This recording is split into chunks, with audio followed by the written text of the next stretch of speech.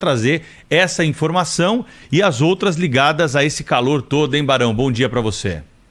Olá, Pedro. Bom dia para você, para a Sônia, para a Thaís, todo mundo no Brasil. 28 graus agora, cedinho aqui em Nova York, são 8h03 da manhã, mas a sensação é de uns 200, viu, Pedro? Ontem tivemos um alerta sendo emitido para mais de 20 estados americanos, uma área onde moram mais de 100 milhões de pessoas por aqui, sobre esse problema que a gente está acompanhando, que é o calor extremo. As temperaturas subiram demais, com situações complicadas em algumas áreas, como incêndios e também falta de energia elétrica, devido ao enorme consumo de ar-condicionado. Em algumas cidades específicas de Houston, né, no Texas, aliás, no Texas, como Houston, também San Antonio e Austin, as temperaturas são as maiores da história já registradas, o que tem causado preocupação por aqui. O presidente americano Joe Biden deve anunciar hoje medidas específicas por causa do aquecimento global. Deve anunciar medidas executivas. Havia possibilidade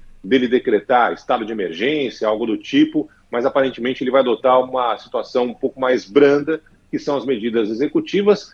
Entre elas, tentar aumentar as fontes de energia renovável. Mas se trata de uma situação que a gente está acompanhando de perto, a Sônia trazendo informações da Europa, mas que tem preocupado autoridades também aqui nos Estados Unidos. E deixa eu perguntar para a Sônia Blota também, né, Sônia? Hoje, qual que é a expectativa de temperatura máxima em Paris e quais são os pontos mais quentes da Europa nesse momento, Sônia? Olha, Thaís, Espanha e Portugal, Grécia também. Paris baixou um pouquinho aqui na capital francesa porque teve uma chuva na madrugada, caiu cerca de 10 graus, mas amanhã a temperatura começa a subir novamente e deve atingir aí a máxima ontem, 40 graus, né, neste fim de semana. As autoridades já estão preocupadas, não só também, obviamente, com a saúde da população, porque a desidratação, principalmente de crianças e idosos, mas com o risco de mais incêndios. O incêndio na região de Gironde está difícil ser contido. Hoje o governo, né, o presidente Emmanuel Macron, enviou mais 2 helicópteros com produtos químicos para tentar aí conter as chamas. Já passam de 20 mil hectares consumidos aí pelo fogo. E isso que eu ia te perguntar, Barão, na questão dos incêndios, dessa prevenção, o governo americano adiantou alguma coisa? Não tem nada específico, né? Nenhum plano específico. A gente sabe, Sônia, que a região da Califórnia, em especial, sofre com essas condições há muitos anos, né? Não tem alguma situação ali, além do combate que se vê há muito tempo, né? A gente não está tendo uma temporada tão agressiva, por exemplo, como já viu em outras ocasiões, mas ainda, digamos que tem muito verão para rolar pela frente. Mas o presidente Biden assumiu aqui com um compromisso de fazer uma reformulação geral nessa área do meio ambiente e até agora não conseguiu levar adiante os seus projetos e por isso hoje deve lançar mão dessas ações executivas que não dependeriam do Congresso americano, mas também podem ser contestadas lá na frente. Barão, o nosso ouvinte Rodrigo está em Nashville, no Tennessee. 35 graus todos os dias, tempo muito seco. Inverno, dezembro, janeiro e fevereiro desse ano foram os mais severos também. Os extremos têm ficado piores a cada ano, Barão. Ô Pedro, o Rodrigo tem razão. Eu trouxe do Brasil para cá blusa de moletom. Do jeito que eu trouxe, ela está no armário. Aqui não tem meia estação. Ou é muito calor ou é muito frio. Então, só aquela... Sabe aquele termômetro que você vai de um extremo para o outro? É assim que funciona por aqui. Então hoje, por exemplo, está um calor danado, o Rodrigo está sofrendo e eu também. Sorte sua que tem os dois aí, né, sistemas. O de refrigeração para quando está calor e o de calefação para quando está quente. Que lá na Europa, né, Sônia, tem lugar lá que não tem ar-condicionado, não. É só o sistema de calefação, né? Não tem, meu prédio é super antigo, como a maioria aqui dos prédios em Paris, é só calefação mesmo, que já faz parte da construção, viu, Barão? Ar-condicionado nem pensar. Então, sabe aquela oferta dos ventiladores, daquele climatizador portátil? Tá todo mundo correndo aí para as lojas para comprar. Quem não se adiantou tá fazendo fila. Mas aí eu acredito que você já tenha instalado aí no teu prédio. Sim. Não, é impossível, não tem como. Imagina, essa hora da manhã, 28 graus, não tem jeito, né? Horror, e evidentemente, quando está no inverno, também temperaturas negativas. Então, são os aquecedores e também o ar-condicionado. Se não fossem eles, a gente estava ferrado por aqui. Você sabe que a minha mãe assistia ontem, viu, Thaís? Ela disse que eu estava coradinha e brilhando um pouco. Eu falei, mas é impossível essa temperatura. Não tem pó que resolva, né, Sônia? Não. O nosso ouvinte Aldo e a mulher dele, a Maria Alice, estão ouvindo a gente agora na Praça Maior, em Madrid. Olha que Ele chique. mandou, inclusive, aqui uma foto, 37 graus na sombra. Aliás, eu queria perguntar para o Eduardo Barão se nos Estados Unidos, Barão, há essa preocupação também com o que acontece na Europa em relação a mortes provocadas pelo calor. Nós temos recebido aqui as informações de que pelo menos 1.000 pessoas podem ter a causa da morte atribuída ao calor nesses últimos dias, principalmente em Portugal e na Espanha. Nos Estados Unidos há também essa preocupação?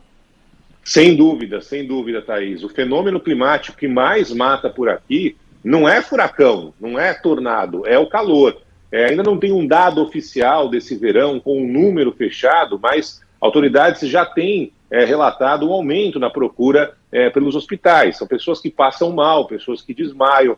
Tem uma imagem que, inclusive, a gente mostrou no Jornal da Band de ontem, de um entregador que desmaiou na porta da pessoa ali por causa do calor forte no Arizona. Ou seja, há uma preocupação também grande com os idosos, em especial quem tem problemas específicos relacionados à respiração, ao calor, também com crianças, né? Então, há esse receio por aqui, sim. É o fenômeno climático que mais mata nos Estados Unidos, o extremo calor, exatamente o que está acontecendo nessa época. Por isso, esse alerta foi emitido para 20 estados americanos, né? Quase a metade dos estados americanos passando, neste momento, por essa onda de calor extremo. E você sabe, Barão, Thaís, que os especialistas me explicaram que o problema é que o seu corpo não resfria à noite. Por exemplo, ontem, 31 graus sem ar-condicionado é muito difícil. E os idosos que ficam muito dentro de casa, isso aí é muito complicado. Assim como as crianças que brincam muito no sol, tem aquela coisa de criança mesmo, não colocam chapéu, não vão para a sombra, não tomam água. E isso é um problema muito sério de saúde. Então a gente tem que ficar atento aí nisso tudo, viu? E a gente comentava essa semana, Barão, com a Sônia, que para nós brasileiros, especialmente para os nossos ouvintes que nos ouvem dos lugares mais quentes do Brasil, não é? Região Norte, região Nordeste, essa informação sobre essa quantidade de pessoas que morrem pelo calor até gera algum tipo de estranheza, não é? Porque não são todas, evidentemente, é uma minoria das casas no Brasil que tem ar-condicionado, que tem esse outro tipo de comodidade para baixar as temperaturas. A questão é que os picos de temperatura na Europa e nos Estados Unidos nesse momento são picos fora do padrão, não é? Fora a falta de preparo e a falta até de costume das pessoas de enfrentarem uma situação climática extrema como essa, né, Barão? Exatamente, são as temperaturas mais altas em algumas regiões da história. Não é assim a temperatura do mês, né? A temperatura dos 10 anos.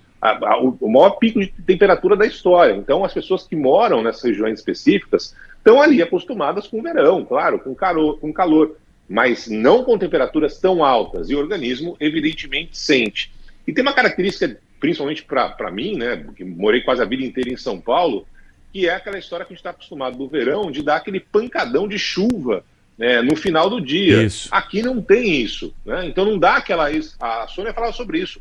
Noite, madrugada, o calor continua. Não refresca, dá né, Barão? É que dá uma refrescada, 31 né? graus meia-noite. Exato. Então é uma coisa complicado. De louco, imagina só. Então essa refrescada aqui também traz transtornos, claro, em São Paulo a gente já cansou de ver alagamento por causa desse pancadão.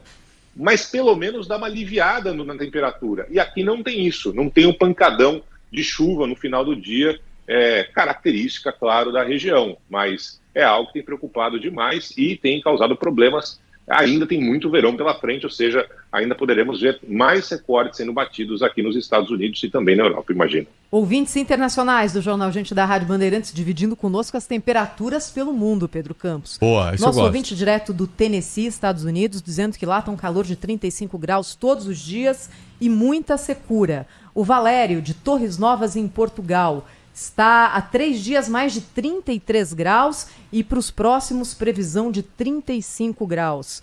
O Alan está falando da Flórida, Estados Unidos, dizendo que por lá o calor dura o ano inteiro, 355 dias. Os outros 11 são reservados para o frio.